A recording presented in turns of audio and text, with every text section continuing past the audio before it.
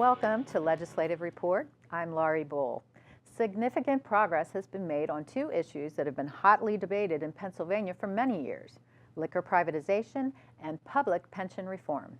Here to talk about these and other issues during the budget season in Harrisburg is State Representative Ryan Mackenzie. Welcome. Hi, Laurie. Thanks for having me back. Oh, sure. It's great to have you.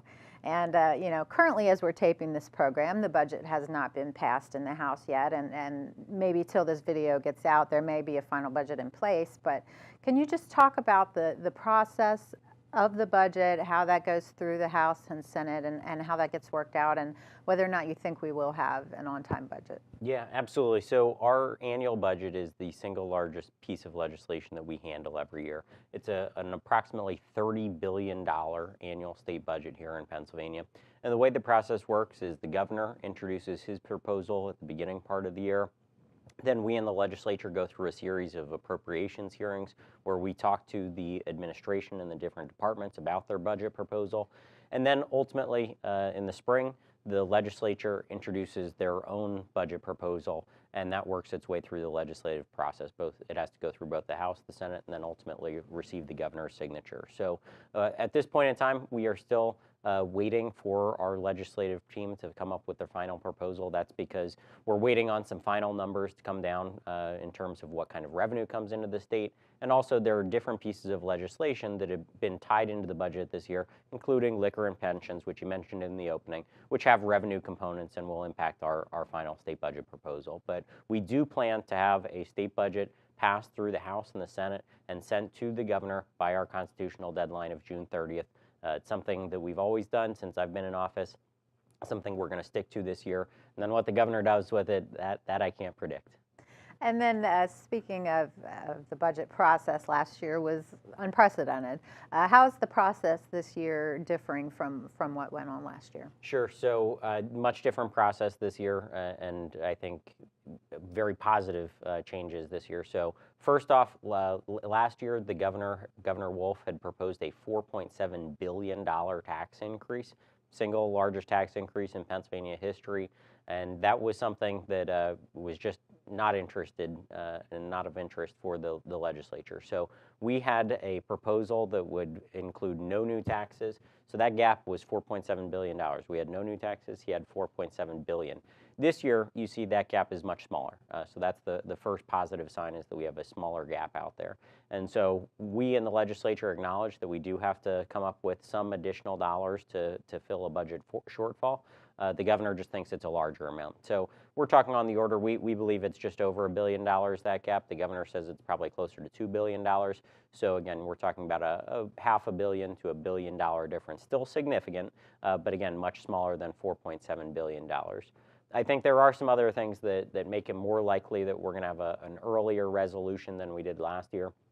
The second thing is, last year, ultimately, to break that budget impasse, we were able to put together a bipartisan coalition of legislators, and I think you're seeing that coalition come together much sooner. Now that it's been formed, it's coming together sooner. People are willing to make compromises in the legislature, and ultimately, if we have a veto-proof majority, which is 2/3 of the legislature, something that we can only get to with a bipartisan coalition, if we get there, then the governor, his hand is forced and he is cut out of the process. And that's something he doesn't want to see.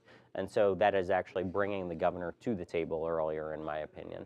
The third thing is it's an election year. So it's just something that I think many of those who are up for election this year don't want to see it run on into the fall. So those three factors, the smaller gap, the fact that we have a bipartisan coalition already formed, and also the fact that it's an election year, I think are leading to an earlier resolution and a less contentious budget season.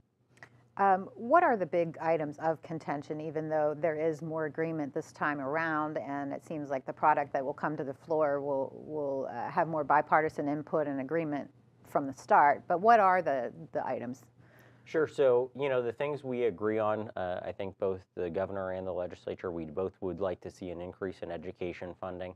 There's a difference of opinion maybe in how much money is going to go into education, and that's really going to be a factor of how we close our structural deficit and our expenses as well. And so that's maybe the biggest thing that we have to start with is what size of a deficit we are starting with. Again, I mentioned we believe it's just over $1 billion. The governor's probably closer to $2 billion. So we need to reconcile that number, and that's something our leadership in the legislature and the governor is working on currently, trying to close those differences so that they can really get to a point where we say, okay, this is how much we need to come up with just to close the structural deficit, and then that'll tell us how much money may be available for increases in things like education. So that structural deficit, that's really the first thing that needs to be resolved, and it's being worked on right now. So comfortable that we will get to a resolution on that. And why is it that we seem to have a shortfall each year? Why does that happen? Yeah, so the biggest cost driver we have in state government is our increasing pension obligations. So every year, the increasing cost of our pension liability and responsibility goes up by about $600 million a year. So without doing anything, right off the bat, we're short by $600 million. Then you have things like the rising cost of health care, just expansion of other growth in government over the years. So, those costs are going up as well. So we have a responsibility to cut wasteful spending, find areas that we can really rein things in, and then you start looking at other options. But that's something we've done a good job of, in my opinion, over the past year since I've been here, is finding ways to cut wasteful spending and utilize tax dollars that have already been paid by taxpayers so we don't have to go back to them. So I've been proud we've been passing, since I've been here, budgets that have no new taxes and are fiscally responsible, and I think that's something, again, that I'm looking to do this year as well. And following along that line, there a definite will in the House, especially that there would not be broad-based tax increases such as income tax, sales tax, but there is a recognition that maybe additional sources of revenue might be needed, and one could potentially be liquor reform. Can you talk about what was done in the legislature and then signed by the governor recently? Sure. So you did mention broad-based tax increases, and that's an area that the governor has been pushing and has continued to push this year. And what we mean by that is raises in the sales tax or the income tax. Those are what we consider broad-based taxes. And so the governor continued to push those in his budget address. Now, thankfully, it seems like he has backed off those as we get closer to the deadline. But we have been able to come up with new proposals, reform proposals, that do generate some additional income. So you mentioned liquor reform, and so what we've allowed there is the expansion of wine sales to those with our licenses. They're going to be allowed to sell wine for takeout on their premises, up to 4 bottles of wine for takeout. And we've also started allowing beer to be sold in convenience stores if they get the proper licenses and go through all the proper regulatory channels. And they're also going to be allowed direct wine shipment into the state. So those reforms, obviously there are additional licensing fees that come along with that. Additional sales are going to generate additional revenue. So that's estimated that that's going to bring in about $150 million of new revenue. So that's a way that we can generate new revenue for the state while not having to go directly to the taxpayers by increasing their sales or income tax. And then in general, with the liquor proposal that was passed, there in the past has been a call for full privatization, selling off the state stores. This bill did not do that, did it? No, it did not. And so it won't be closing liquor stores, won't be selling the wholesale operations, but it is a positive step in the right direction. So certainly we want to see more privatization occur, and we want to do it responsibly where it makes financial sense for the state. But at the same time, I think there is a lot more that can be done. And I think that conversation is going to continue. But when you have a liberal Democrat governor and a conservative Republican legislature, I think you're going to take the wins as they come, and this is a small step in the right direction, compromise, and so I think you take it, you move on to the next thing, and you try for more reforms in the future. As of this taping, the House has passed a bill to reform the pension system. Currently, it sits in the Senate. Can you talk about what was done in the House? Yeah, so there have been a number of different pension reform proposals over the years. They all vary in the different structure and the details, but one thing is common and consistent is that it makes no changes for current retirees in the system. And so I think that's always important to stress.